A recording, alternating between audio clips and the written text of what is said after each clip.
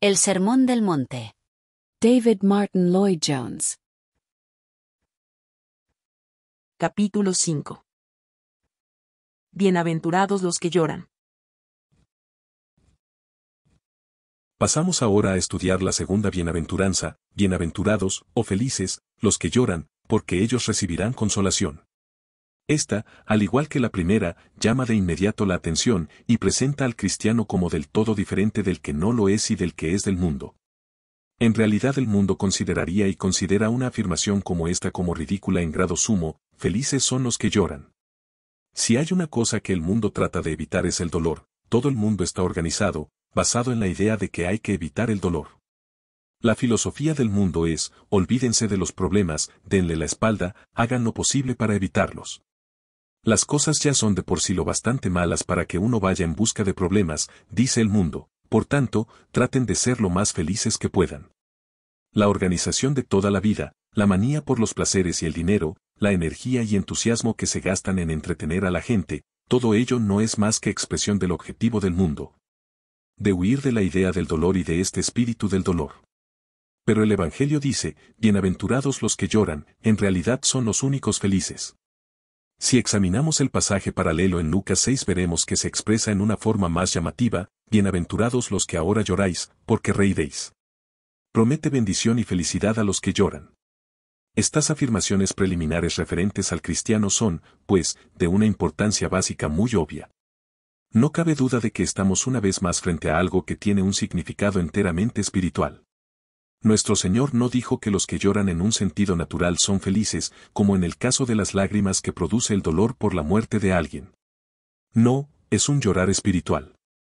Al igual que la pobreza de espíritu no era algo material, económico, sino esencialmente espiritual. También en este caso estamos frente a algo completamente espiritual que no tiene ninguna relación con nuestra vida natural en este mundo. Todas estas bienaventuranzas se refieren a una condición espiritual y a una actitud espiritual. Se alaba a los que lloran en espíritu, ellos, dice nuestro Señor, son los verdaderamente felices. Esto, como hemos visto, nunca se encuentra en el mundo, antes bien está en marcado contraste con lo que se ve en el mundo. Y una vez más tengo que decir que es algo no tan evidente en la iglesia de hoy como lo fue en otro tiempo y como lo es en el Nuevo Testamento. En un sentido, como dije antes, esta es la principal razón por la que estudiamos el Sermón del Monte. Nos preocupa el estado y la vida de la iglesia en los tiempos actuales. No vacilo en volver a afirmar que el fracaso de la iglesia en influir más en la vida de los hombres de hoy se debe sobre todo a que su propia vida no es como debe ser. Para mí nada hay más trágico o miope o falto de visión que el suponer, como muchos hacen, que la iglesia está en orden y que lo único que tiene que hacer es evangelizar al mundo. Los avivamientos demuestran con claridad que los que no son de la iglesia siempre se sienten atraídos cuando la iglesia misma comienza a actuar de verdad como iglesia cristiana. Y cuando los cristianos se aproximan a la descripción que las bienaventuranzas ofrecen. Debemos, pues, comenzar por nosotros mismos y averiguar por qué, por desgracia, esta descripción del cristiano como alguien que llora nos hace sentir que por alguna razón no se ve tanto en la iglesia de hoy como en la de otro tiempo. La explicación es bastante obvia. Es en parte una reacción contra la clase de puritanismo falso, digo puritanismo falso, no puritanismo, que, seamos francos, abundó tanto a fines del siglo pasado y a comienzos de este. Solía manifestarse como presunta piedad. No era natural, no nacía de dentro, pero la gente asumía un aspecto piadoso. Casi daba la impresión de que ser religioso equivalía a ser desdichado, volvía la espalda a muchas cosas que son perfectamente naturales y legítimas. Con ello se daba una impresión muy poco atractiva del cristiano, y, según creo, ha dado pie a una reacción violenta contraria, reacción tan violenta que se ha llegado al otro extremo.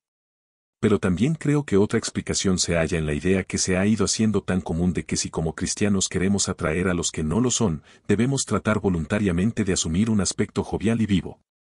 Muchos, pues, tratan de manifestar una especie de gozo y felicidad que no nacen de adentro, sino que son artificiales. Es probable que esta sea la explicación principal de por qué no se ve en la iglesia de hoy esta característica de dolor. Esta superficialidad, esta facundia o jovialidad resultan casi incomprensibles. Lo que gobierna y dirige toda nuestra apariencia y conducta es este esfuerzo por aparentar ser algo, por ofrecer una cierta imagen, en vez de manifestar una vida que nazca de adentro. A veces pienso, sin embargo, que la explicación definitiva de todo esto es algo todavía más hondo y grave. No puedo evitar creer que la explicación final del estado de la Iglesia de hoy se halla en un sentido defectuoso de pecado y en una doctrina defectuosa del pecado. Junto con esto, desde luego, se halla el no entender la verdadera naturaleza del gozo cristiano. Estamos, pues, ante una deficiencia doble. No hay convencimiento verdadero y profundo de pecado como lo había en otro tiempo, y por otra parte hay una idea superficial del gozo y felicidad que en nada se parece a lo que encontramos en el Nuevo Testamento. Así pues, la doctrina defectuosa de pecado y la idea superficial de gozo, juntas, producen necesariamente un tipo superficial de persona y una clase muy inadecuada de vida cristiana. Estamos frente a algo sumamente importante, sobre todo en materia de evangelismo. No sorprende que la Iglesia fracase en su misión si este concepto de pecado y de gozo es tan defectuoso e inadecuado. Y, por consiguiente, sucede que mucho evangelismo, organizado ya a gran escala, ya en tono menor, a pesar de todas las cifras y resultados que se publican, no afecta obviamente la vida de la Iglesia en un sentido profundo. En realidad, las estadísticas mismas demuestran el fracaso en este sentido. Por ello es un tema muy básico que vale la pena que consideremos. Por esto es tan importante que lo enfoquemos desde el punto de vista de este Sermón del Monte, que comienza con negaciones. Tenemos que ser pobres en espíritu antes de que podamos ser llenados con el Espíritu Santo. Lo negativo antes de lo positivo. Y una vez más estamos frente a otro ejemplo de precisamente lo mismo, el convencimiento debe necesariamente preceder a la conversión, un sentido verdadero del pecado debe preceder al gozo genuino de salvación. Ahí tenemos la esencia misma del Evangelio. Tantas personas pasan la vida tratando de encontrar este gozo cristiano. Dicen que lo darían todo por encontrarlo o por ser como alguien que lo posee. Bien, sugiero que en 99 casos de cada 100, esta es la explicación. No han acertado a ver que deben llegar a la convicción de pecado antes de poder experimentar el gozo. No les gusta la doctrina del pecado. Sienten profundo desagrado por ella y no quieren que se predique. Quieren el gozo sin el convencimiento del pecado. Pero esto es imposible, nunca se puede conseguir. Los que van a convertirse y desean ser verdaderamente felices y bienaventurados son los que primero lloran. La convicción de pecado es requisito esencial para la verdadera conversión. Es muy importante, pues, que sepamos qué quiere decir nuestro Señor cuando afirma, bienaventurados los que lloran. Encontraremos la respuesta en la enseñanza del Nuevo Testamento en general con respecto a este tema. Comencemos, por ejemplo, con nuestro Señor mismo. Como cristianos, hemos sido hechos, nos dice la Biblia, a imagen y semejanza del Señor mismo. El cristiano es alguien que es como el Señor Jesucristo. Jesucristo es el primogénito entre muchos hermanos, Él es el modelo de cómo ustedes y yo debemos ser. Muy bien, mirémoslo. ¿Qué descubrimos? Una cosa que observamos es que no se menciona en ninguna parte que riera. Se nos dice que se airó, que sufrió hambre y sed, pero no hay mención ninguna de que riera. Sé que un argumento de esta clase, llamado ex silentio, puede ser peligroso, pero no podemos dejar de prestar atención a este hecho. Recordamos la profecía de Isaías, en la que se nos dice que sería varón de dolores, experimentado en quebranto, y que le iba a quedar el rostro tan desfigurado que nadie lo desearía. Esta es la profecía referente a él, y al leer estos relatos de los evangelios respecto a él vemos que la profecía se cumplió a la letra. En Juan 8:57 hay una indicación de que nuestro Señor parecía más viejo de lo que era. Recuerdan que había dicho, Abraham vuestro padre se gozó de que había de ver mi día, y lo vio, y se gozó. Los oyentes lo miraron y le dijeron, aún no tienes 50 años, ¿y has visto a Abraham? Se lo dijeron a alguien que apenas tenía 30 años, y estoy de acuerdo con los intérpretes que dicen, basados en ese pasaje, que nuestro Señor parecía mucho mayor de lo que era. Nada se dice, pues, de risas en su vida. Pero, si se nos dice que lloró en el sepulcro de Lázaro, Juan 11:35. Y no porque su amigo había muerto, porque había ido precisamente a resucitarlo. Sabía que Lázaro iba a volver a la vida en unos momentos. No, es algo muy diferente, algo que vamos a considerar juntos. Se nos dice también que lloró sobre Jerusalén al contemplar la ciudad poco antes de morir, Lucas 19:41-44. Este es el cuadro que se descubre cuando se contempla a nuestro Señor en los Evangelios, y debemos ser como Él. Comparemos esto, no solo con el mundo, sino también con esa presunta viveza y jovialidad que tantos cristianos parecen creer que es el retrato adecuado del cristiano. Creo que verán de inmediato el contraste sorprendente y chocante. No hay nada de esto en nuestro Señor. Veamos también la enseñanza del apóstol Pablo como aparece, por ejemplo, en Romanos 7. Hemos de ser como este apóstol, y como los otros apóstoles y santos de todos los siglos, si hemos de ser verdaderamente cristianos. Recordemos que el cristiano es un hombre que sabe qué es exclamar, miserable de mí. ¿Quién me librará de este cuerpo de muerte? Esto nos dice algo de qué significa llorar. He ahí un hombre que se sentía tan abrumado de dolor que prorrumpe en esa exclamación. Todos los cristianos han de ser así. El cristiano conoce esa experiencia de sentirse completamente sin remedio, y dice acerca de sí mismo, como Pablo, en mí, esto es, en mi carne, no mora el bien. Conoce la experiencia de poder decir, no hago el bien que quiero, sino el mal que no quiero, eso hago. Está plenamente consciente de este conflicto entre la ley de la mente y la ley de los miembros, y todo este luchar y procurar. Pero oigamos otra vez a Pablo en Romanos 8. Hay quienes opinan que lo que se describe en Romanos 7 no fue sino una fase de la vida de Pablo, y que salió de ella, pasó la página, y pasó al capítulo 8 de Romanos donde ya no supo qué era llorar.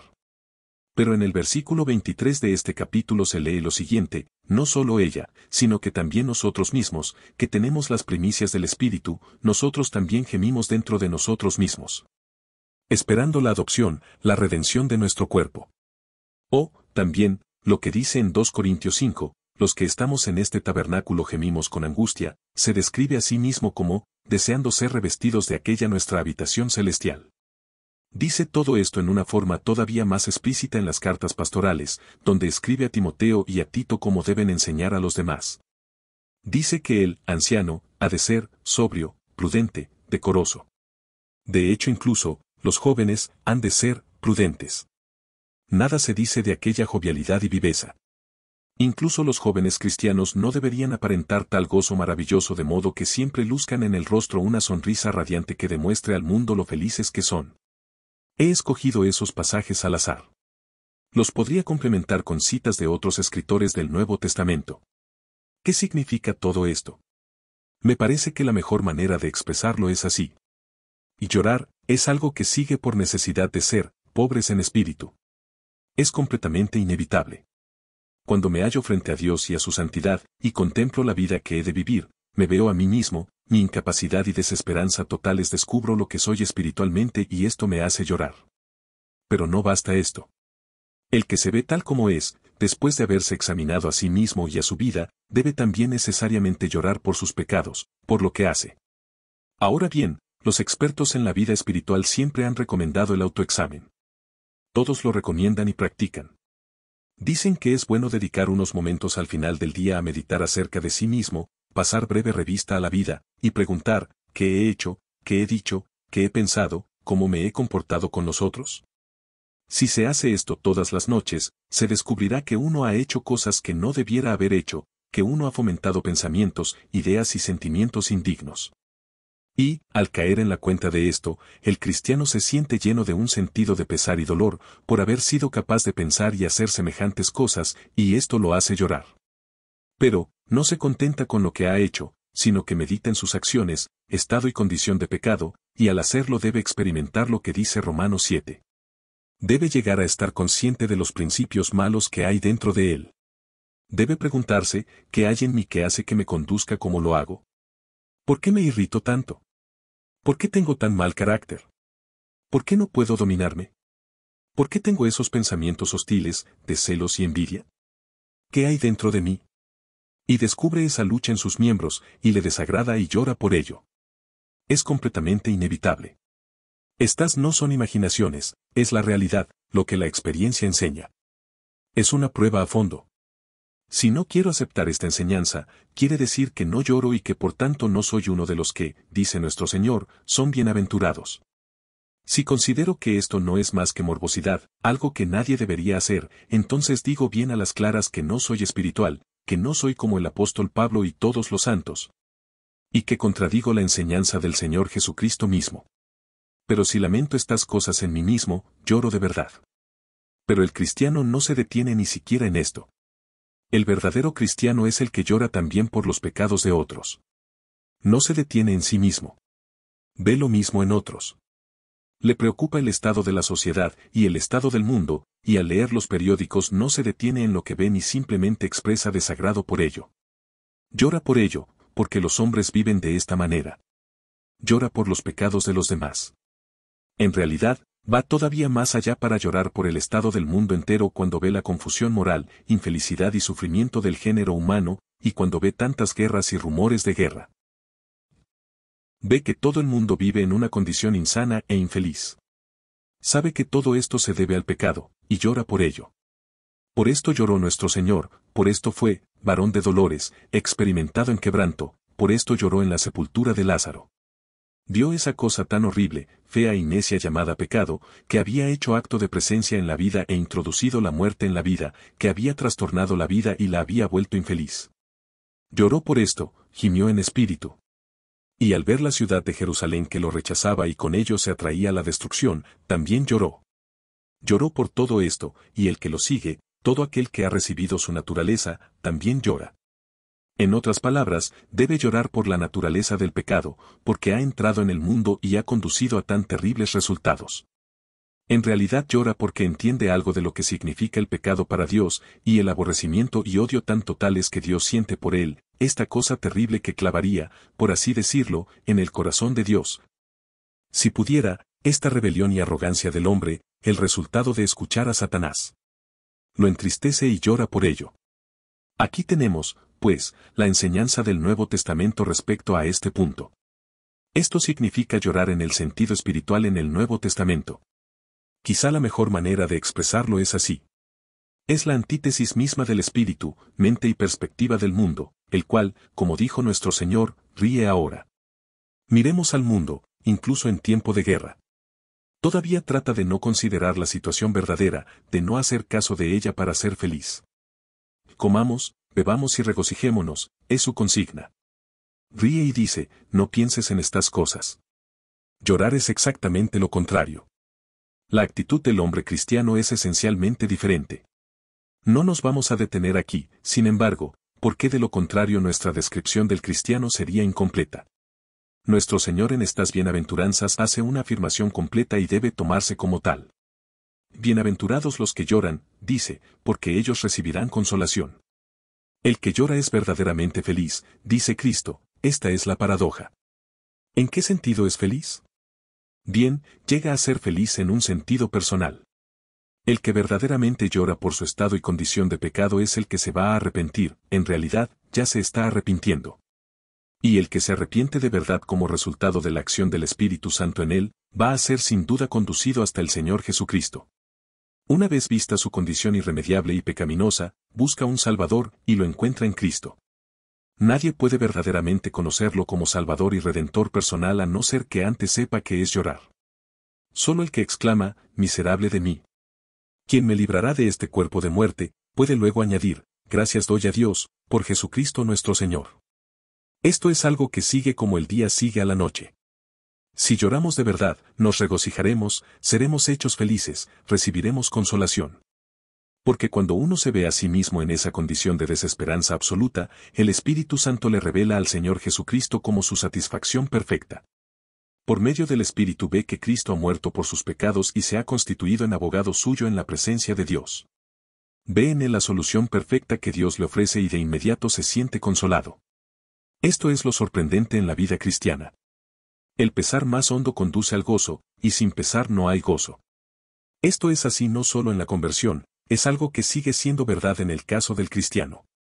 Se ve culpable de pecado, y al principio esto lo abate y lo hace llorar. Pero esto a su vez lo hace volver a Cristo, y en cuanto vuelve a Cristo, la paz y felicidad vuelven también y se siente consolado. Estamos frente a algo que se cumple de inmediato. El que llora de verdad es consolado y feliz, y así pasa la vida cristiana, lágrimas y gozo, pesar y felicidad, y la una conduce de inmediato a la otra. Pero no se ofrece al cristiano solo este consuelo inmediato. Hay otro consuelo, que podríamos llamar, la esperanza bendita, que Pablo menciona en Romanos 8 y a la que ya hemos aludido. Dice que en la actualidad incluso los que tenemos las primicias del Espíritu, nosotros también gemimos dentro de nosotros mismos, esperando la adopción, la redención de nuestro cuerpo. Porque en esperanza fuimos salvos, prosigue, y confiados en que, las aflicciones del tiempo presente no son comparables con la gloria venidera que en nosotros ha de manifestarse. En otras palabras, cuando el cristiano contempla al mundo, o incluso cuando se contempla a sí mismo, se siente infeliz. Se queja en espíritu, conoce algo de la carga del pecado que se ve en el mundo y que los apóstoles y el Señor mismo experimentaron. Pero se consuela de inmediato. Sabe que la gloria ya llega, sabe que llegará el día en que Cristo regresará y el pecado quedará excluido de la tierra. Habrá nuevos cielos y nueva tierra, donde la justicia morará. Oh bendita esperanza. Bienaventurados los que lloran, porque ellos recibirán consolación. Pero ¿qué esperanza tiene el que no cree en estas cosas? ¿Qué esperanza tiene el no cristiano? Miremos el mundo, leamos los periódicos. ¿Con qué pueden contar? Hace 50 años contaban con el hecho de que el hombre mejoraba rápidamente. Ahora ya no se puede contar con esto. No se puede contar con la educación, no se puede contar con las Naciones Unidas lo mismo que no se pudo contar con la Liga de Naciones. Todo se ha intentado y todo ha fracasado. ¿Qué esperanza le queda al mundo? Ninguna. El mundo de hoy no ofrece consuelo. Pedro para el cristiano que llora por el pecado y por el estado del mundo, hay este consuelo, el consuelo de la bendita esperanza, la gloria que llegará. De modo que incluso aquí, aunque se lamenta, es también feliz debido a la esperanza que posee. Hay esa esperanza final en la eternidad.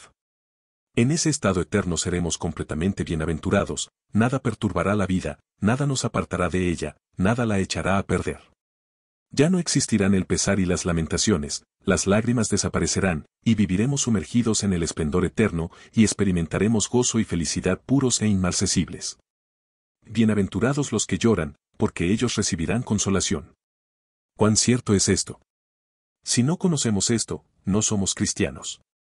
Si somos cristianos, lo conocemos este gozo de los pecados perdonados y del estar conscientes de ello, el gozo de la reconciliación, el gozo de saber que Dios nos acepta de nuevo cuando nos hemos apartado de Él. El gozo y contemplación de la gloria que nos espera, el gozo que procede de la expectación del estado eterno.